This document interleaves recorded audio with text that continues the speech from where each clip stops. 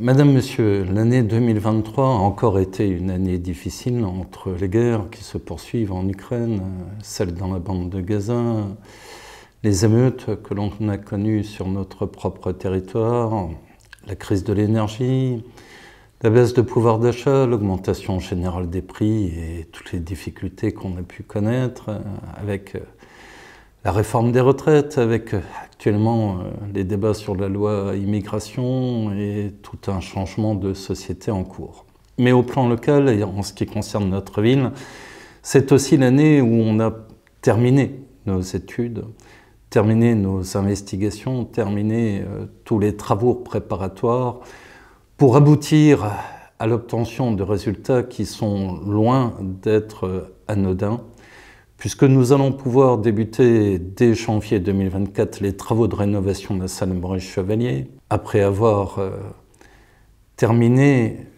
une politique de redressement des comptes municipaux qui a permis de réduire de 50% l'endettement, qui a permis de restabiliser les finances municipales, de mettre un terme au gouffre financier que l'on connaissait, efforts qui ont été salués par la Cour des comptes et qui nous permettent dès lors d'investir. Peu après vont débuter les travaux de rénovation de la place Frédéric-Roux, qui le mérite et qui a pour vocation de redevenir une place qui va accueillir des véhicules et continuer à servir de parking, mais qui aussi va permettre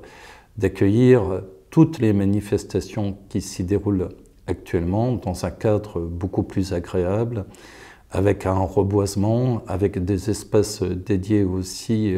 non seulement aux promenades, mais aux discussions et au contact entre les gens qui pourront se renouer sur ces espaces dédiés. On va installer des espaces de jeu et de détente près de la salle Edelweiss. Et puis, on va poursuivre bien évidemment le remplacement des lampadaires publics par du LED pour qu'on arrive à un 100% LED fin de l'année 2025. Voilà pour les premiers projets. D'autres sont en cours, mais toujours au niveau des études et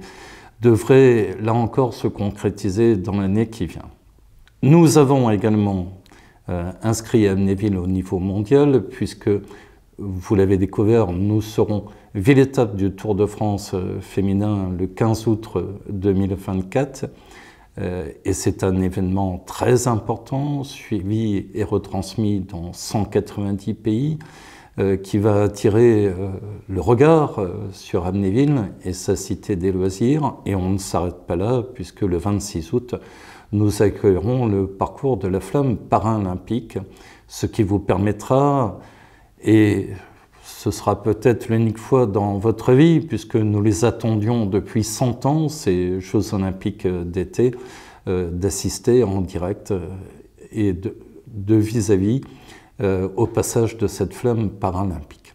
Voilà pour les grands événements sportifs qui vont se dérouler à Amnéville, qui sera aussi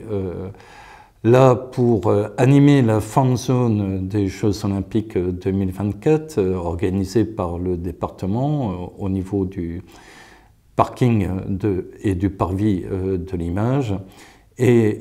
nous allons poursuivre ce développement de la Cité des loisirs puisque dès que ces événements seront terminés, les grues vont arriver sur ces emplacements pour édifier de nouvelles constructions, notamment la résidence jeunes actifs et la résidence hôtelière. Les autres projets de développement, notamment touristique, étant également en cours sur la Cité des loisirs qui doit continuer à se développer et à grossir et à accueillir des événements. On aura la deuxième édition du Festival de l'Imaginaire en juin 2024 et d'autres manifestations importantes qui vont également se dérouler. Voilà pourquoi mon équipe, les services municipaux dans leur intégralité et tous les services satellitaires de la commune se joignent à moi pour vous souhaiter une année 2024 qui sera exceptionnelle à tout niveau et qui permettra à tout à chacun de s'épanouir dans une ville qui se rénove, qui s'agrandit, qui se développe, qui a pris sa place au niveau mondial et dont on va beaucoup parler, tant d'elle que de ses habitants, au cours de cette nouvelle année. Joyeuses fêtes à vous tous et encore une fois, excellente année dans la joie, le bonheur et la santé préservée. Merci.